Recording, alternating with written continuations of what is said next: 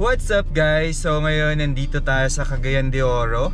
And if hindi nyo pa napapanood yung Bukidnon video namin, check nyo yung last video, yung car camping, Bukidnon car camping.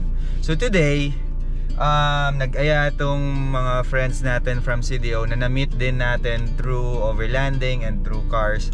So nag-aya sila tumambay. So tatambay tayo ngayon. Sabi nila pupunta daw tayo sa Talakag, Bukidnon, sa isang property ng friend.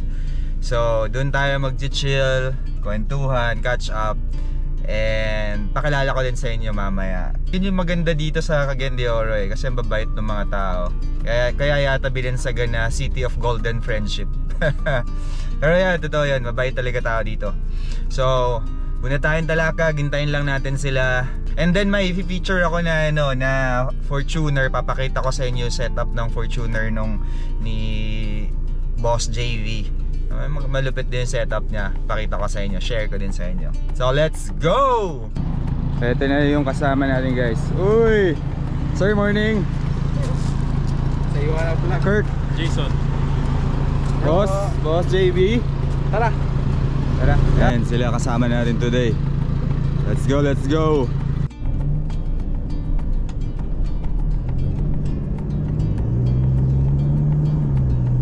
So guys, papunta tayo sa property nito ni Sir Jason dito sa Talakag, Bukidnon.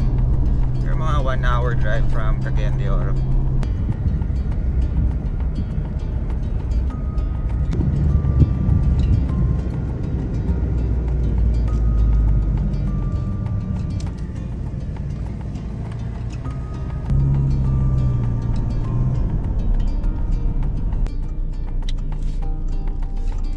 Labay na tagadali diri bro.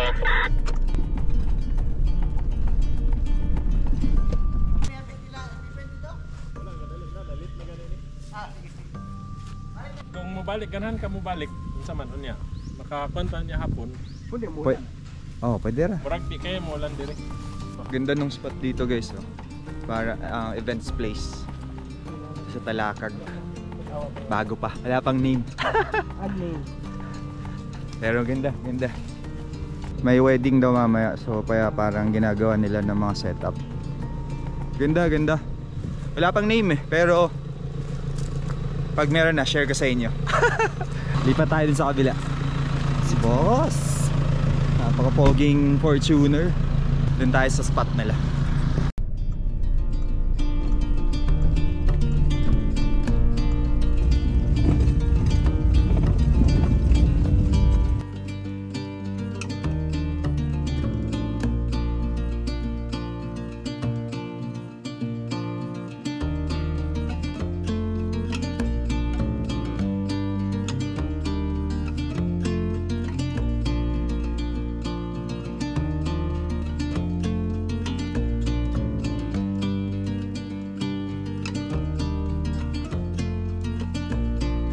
Guys, nandito na tayo sa spot. Ganda, rolling view.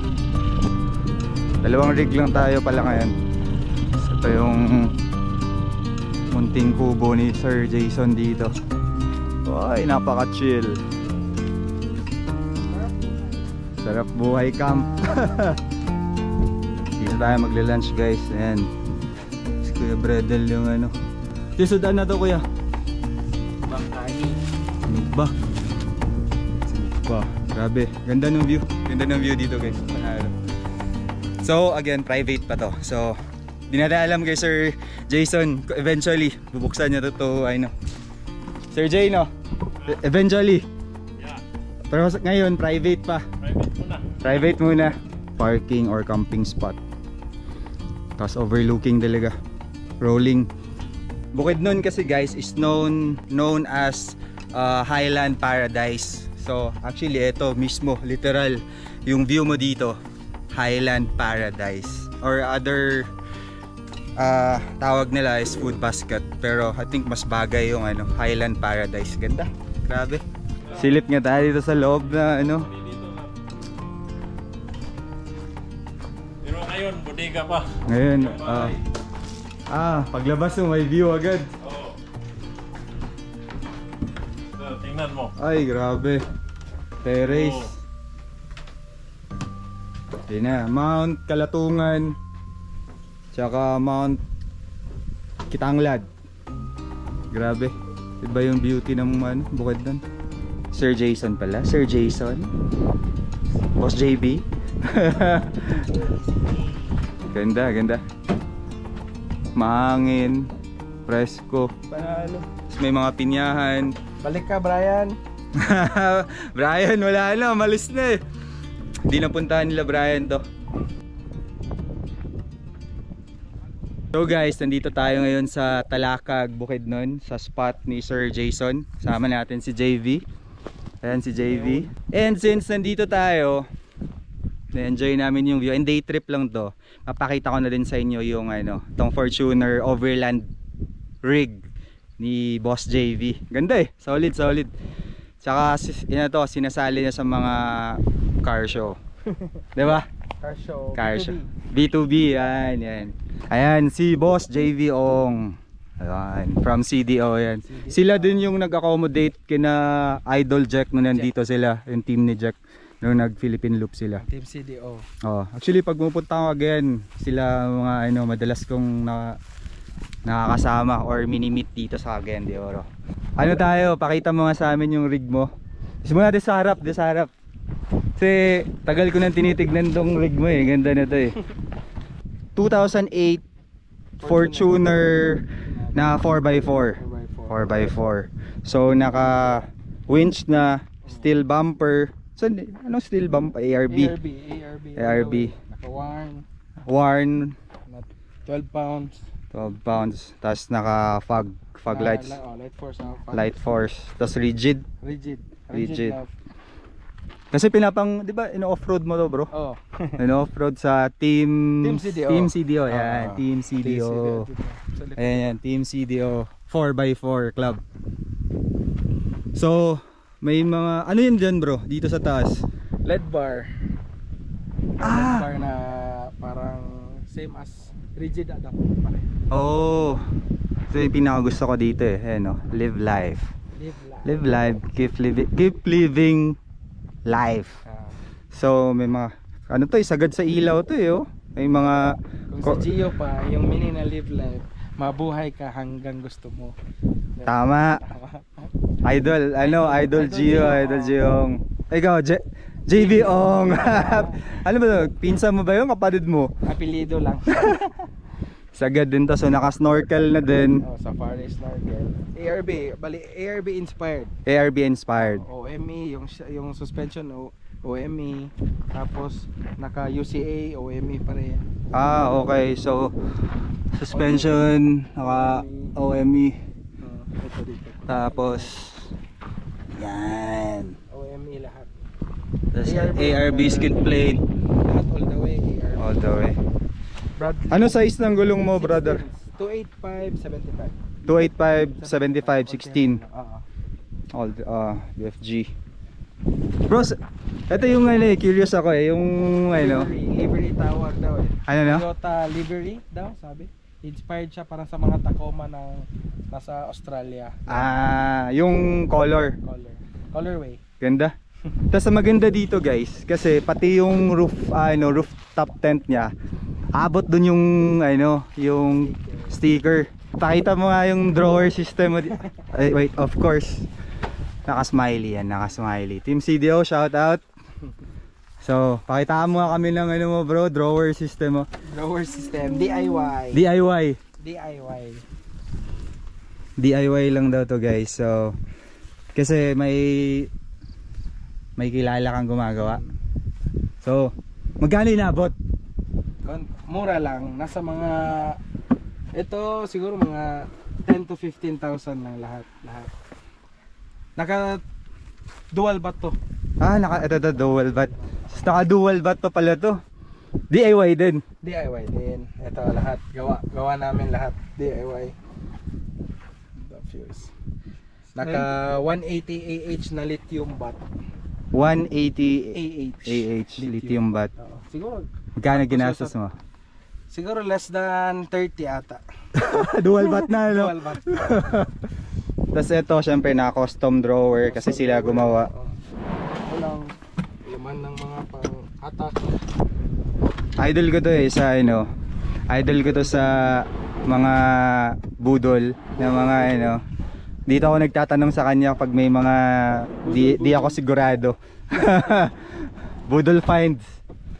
So naka drawer, may speaker pa nga. Speaker, dual bat. Basic lang pero lahat functional. Meron ding pang 220 meron tayong 220 dito. May nakaano na din 220. May secret pa dito. Uy. Sabagay, ito kasi pinakakailangan nating lahat 220 kasi hindi lahat 12 volts. So pwede yan, may electric fan, rice cooker. Inverter tayo 2,000 watts. 2,000 watts yung inverter. Siya panalo. Uy, naka-muffler din. Boiler. All the way? All the way. Mm. XR1 series. Kanina, paakyat kami dito. Iniiwan ako ni Boss JB sa mga akyatan. Naka-remap, no? Naka-remap, oo. Naka-remap. Pero, kumusta fuel consumption? Okay naman. Mas lesser pag city, long drive. Pero hindi mo to daily, di ba? Hindi naman to daily. Pang ano lang to, adventure. Sunday ride. Pang mga camp lang. Camp lang. Side, ayan yung decals niya hanggang taas. Tapos may ito yung, saan yung mga ilaw mo bro na So, may mga ilaw na siya dito. Pati yung, awning mo. Saan galing? Awning, local. Support local tayo. Local made. Ganda rin yung awning niya. RTT local made pa rin. May RTT, local lahat, local. RTT pero hard shell na din. Hard shell siya. Hard shell. Slim type, 4 inch lang yung kapal lahat para pasok ako sa mall. Lahat ng mall, pasok ako. Oo nga, Oo nga, 4 inch. Hard shell, local made. Tapos ito lang, yung nalagay lang ito, ARB pa rin na base rack, pero wala namang ARB na pang Fortuner. So parang DIY, bali ginamit namin dito, parang customized. Kasi alam ko 200 to LC200. Pang LC200. Pero halos same naman ng sukat Guys, pag gusto nyo ng mga dome na ilaw na ganito, pwede rin to sa labas. Dalawa siya, dual color siya Ito, may white, may yellow, pwede naman combo. Tapos waterproof to. Waterproof. IP68 daw IP68. Pag gusto nyo yan guys, message nyo to si Boss JB. Message nyo si Boss JB. Nagbebenta din tayo ng ganyan na ilaw. Totoo. Hindi, ito. Same to? Hindi siya ARB, sticker lang yan. Okay. Ayan. Pang reverse light. Tama. Pwede naman to pang ilaw dito. Para kita mo yung vicinity area, ay yung surrounding mo dito sa sakyan. Ganda. Tsaka 80 to siya dati. Hindi, 80 pa rin. 80 pa rin naman. Pero hindi na masyadong active. Yan yung pinakaunang 80 member dito sa CDO. Tama? Hindi naman siguro. Baka lang. So dun kami nagkakilala sa group na yun. Tapos dito side, ito lahat rigid na. Rigid na spreader. Tapos snorkel, safari. Matagal ko nang tinitignan tong build na to pero ngayon ko lang nakita kasi every time na nagkikita kami, Hilux yung dala niya. Yung clean build niya na Hilux. Pan-daily lang yun. Pan-daily niya. So, eto, sabi ko, bro, yung naman, yung Fortuner para makita ko yung mga build niya, ay yung build niya mismo. Ganda. Tsaka yun nga, lakas. Iniwan ako So, ilan ito? Almost 18, around 18 years na, Kasi 2008. Alaga lang. Alaga lang. 140 mileage pa. 140 mileage. 140,000 mileage. Pero mukhang pa fresh na fresh. Ay, naka-ARB din yung upuan. Bali yung seat cover. Fun. ARB siya all the way. Seat cover, camping chair, table, di lang labas. Ayan, so ito Hilux natin nandito. So ayan, ganda. Saan na pinakamalayo mo dinala sa Mindanao? Saan pinakamalayo inaabot na to? Ang Fortuner? Oo. nadala ko na to sa nadala na to dati Jensen. Jensen. Kaso na hindi pa ganito yung build. Ah. Pero ito pinakamalayo. Ngayon pa na ganito na yung build. Ay, yung balay-balay. Kibalabag pala. Kibalabag. Yung sila Jack kasama. Ito dala mo, tama. Kasi camping overland trip yun. Shout out daw kay Idol Blake. Ayun. Yan. Blakey, kaya Jack. Yan, mga idol. Idol. So, ito yung spot. May kubo. Sila Sir Jason, so si Kuya nagluluto ng lunch natin. Napakagandang view. Last time di ko napakita kasi pinakita pala namin yung drawer system, yung deck drawer system ko. So, ito yung deck. Yan, ito yung deck. Tapos nagpa-line X na rin tayo. Yung pina-line X namin. So, dinala namin kay Mototesto. Si Sir Tim dinala niya dun, pina-line X namin. Tapos nilagyan niya ng deck. Sobrang happy ako dito. Tapos syempre, yung Jackery natin. Kasi kailangan natin, walang signal dito. So, yung Jackery natin, naka-Starlink tayo. Invite mo naman sila dito sa Bukidnon. Soon daw, soon. Baka may plano si Aya Jason, yung may-ari ng area. Sabi niya, baka pwede daw rent nito area. Lahat ng area dito. Oh, yun. Guys, puntahan nyo tong spot na to. Sobrang, in the future, pag open na to. Kasi sobrang ganda. 1 hour and 30 lang naman yung travel time galing CTO 1 hour 30, no? 1 hour and 30 lang. Wala pa yung traffic. Wala pa traffic.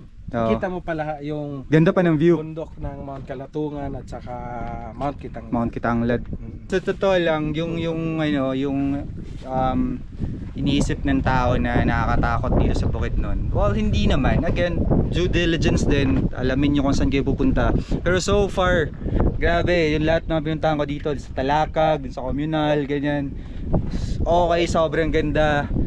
Sobrang solid yung view. Kaya I think kailangan na mabago yung thinking na pag Bukidnon nakakatakot. Kasi guys, sobrang ganda dito. And kung mahilig kayong umalis, sama nyo to sa listahan nyo. Sobrang panalo. Thank you, Boss JV. Sige. Okay na, no probs. Yan, thank you. All around na si Sir Jason dayo.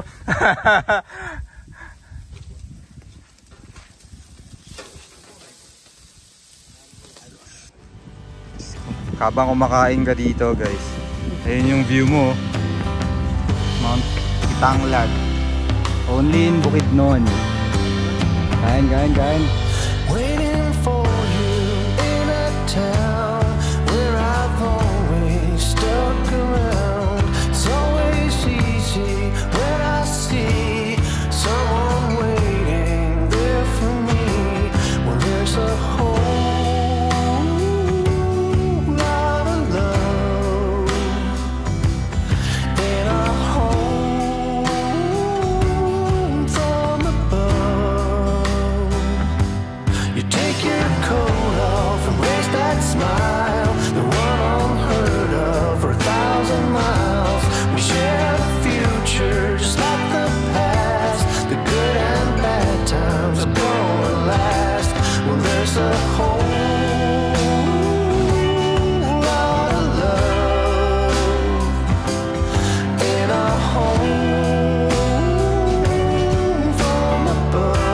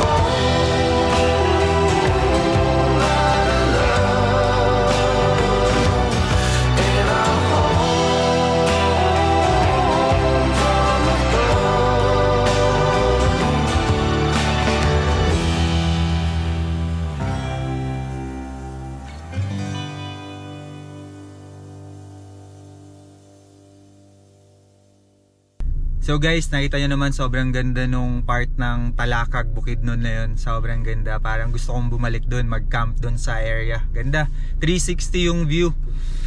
Tsaka malamig. Iba-iba. So wala pa masyadong parang nagka-car camp doon na area. So sana pagbalik natin hopefully next month or 2 in 2 months or next month balik tayo doon, magka-camp tayo. Babalik ulit tayong Bukidnon, magka-camp na tayo doon and yung mga ibang spot pa ng Bukidnon. So ngayon, punta na tayo, balik na tayo Cagayan de Oro. Sir Jay, thank you. Napaka-solid. Thank you. Boss Jay, thank you. Thank you boss. Dito na ulit kami sa Cagayan. Thank you ka Sir Jason, kay JB. Sobrang solid yung view doon. Kahit saan ka tumingin, maganda. Kahit saan ka tumingin. So, hanggang dito lang muna. Thank you. Bye.